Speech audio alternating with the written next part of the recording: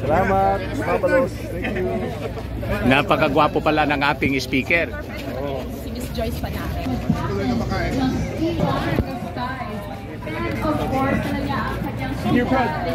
Kaway-kaway. Mga pagkababayan.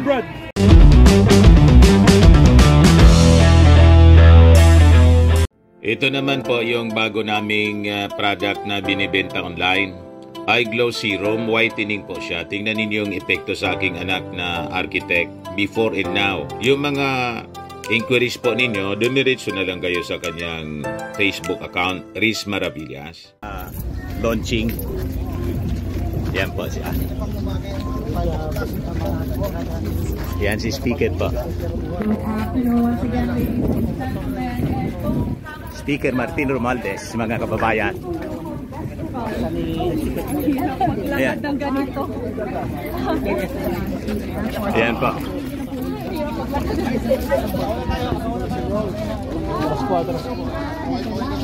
Hello.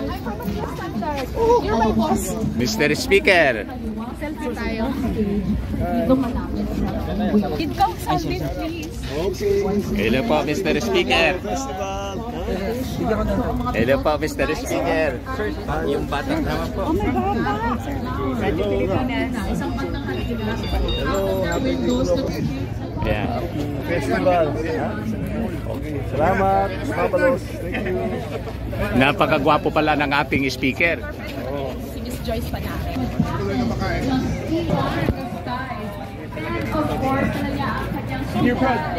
Kaway-kaway. Mga pagkababayan. See you, Brad. Zachary's 2019. Ayan. Yung ating speaker of the house. Si speaker, mga kababayan. Ayan. Sa Bicol Loco Festival.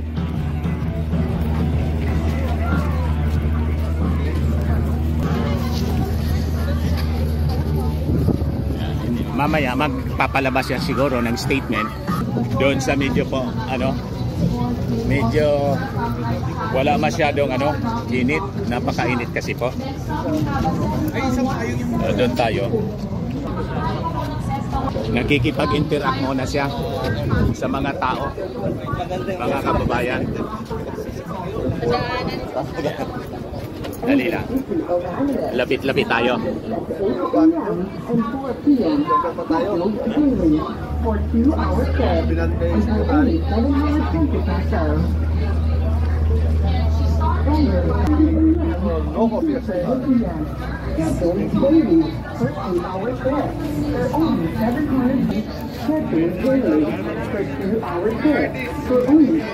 With officials, mga kababayan. Ang daming tao po. Ayan. So the speaker. Dito siguro baka ang dami po. So, balik tayo sa aming service, mga kababayan. Kasi bumaba muna dito ito pala si Al. Kasama ko dati sa radyo sa DCGB sa mainstream. Siya ang idol ko. Ayan. Message naman sa ating mga kababayan. Yes, magandang hapon sa inyo mga kababayan. At nandito kami ngayon sa isang napakalaking okasyon dito sa Bicol Region. First time ito na mangyari, Bicol Loco Festival, Hot Air Balloons. Punta kayo rito for free. AKD, Ako Bicol. Party list. At yung kuan dito, organizer mismong si Congressman Saldico. Siya po ang Chairman Committee on Appropriation. And best friend is Speaker Martin. Yes, kaya napasama kami ngayon sa takbuhan sa pansalubong kay Speaker Martin Romualdez. Ang gwapo pala. First time kong makita personal. Itong si Al, mga kababayan, siya yung pumalit sa akin sa mainstream doon sa DCGB. I was the one handling the program ng Ako Bicol Party List every Saturday. So nang ako mag-retire po, I decided to retire. Siya ang nagpalit sa akin. Pero tagal ko na siyang kasama sa mainstream. Noon pang binata pa siya. Siya ang nagturo sa akin. Yeah. Student patrol ko po siya noong panahon. And isa siya sa mga ilan lang sa mga survivors. Yung iba ng ibang professional, yung iba wala na sa mainstream. Pero siya namamayagpag sa mainstream media. Ako naman yung nag-retire. Malapit na rin mag-retire. Malapit na rin mag-retire. Mga 7 years pa. So, yun. Bigla kaming bumaba. Dito po sa Old Legazpi City Airport. Dito yung concert niya. Ni Sarah Hieronimo mamaya. Ayan. Tapos, ito naman po. Gandang... Hello, Yan, viewers ni DM. Si from Madam Radyo Pilipinas. Nancy Mijavillo. Yes sir, yes sir. Yan. Thank Noong you, mga thank you. dalagat binata pa kami. Siya Hello, yung mga everyone. contemporary namin. Ilang taon ka na rin sa mainstream? Matagal na rin, DM, matagal na. Close to 40 years na rin? Almost. Almost. Kasi aros magkakasabay kami po, nagsimula.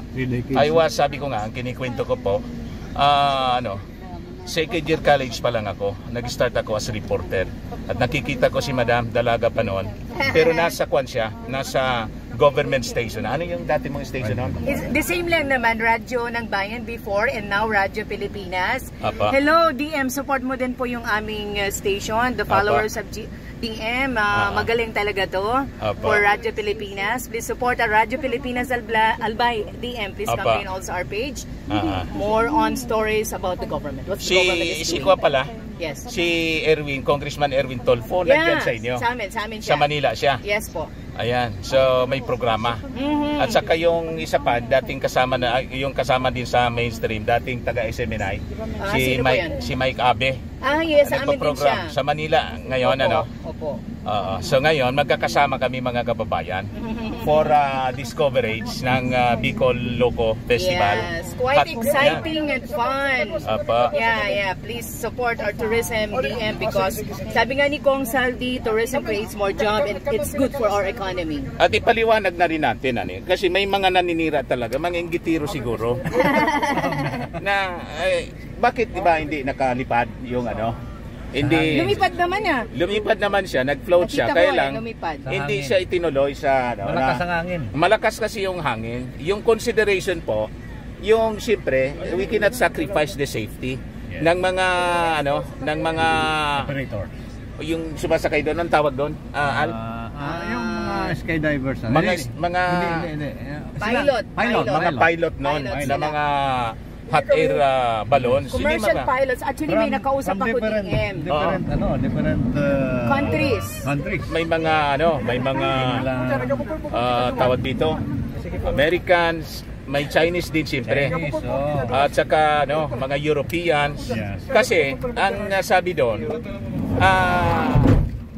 hindi pwede na malakas yung hangin po. Baka kasi pag lumipad na siya ng mataas, pulutin po sa West Philippine Sea. Sa Mayon.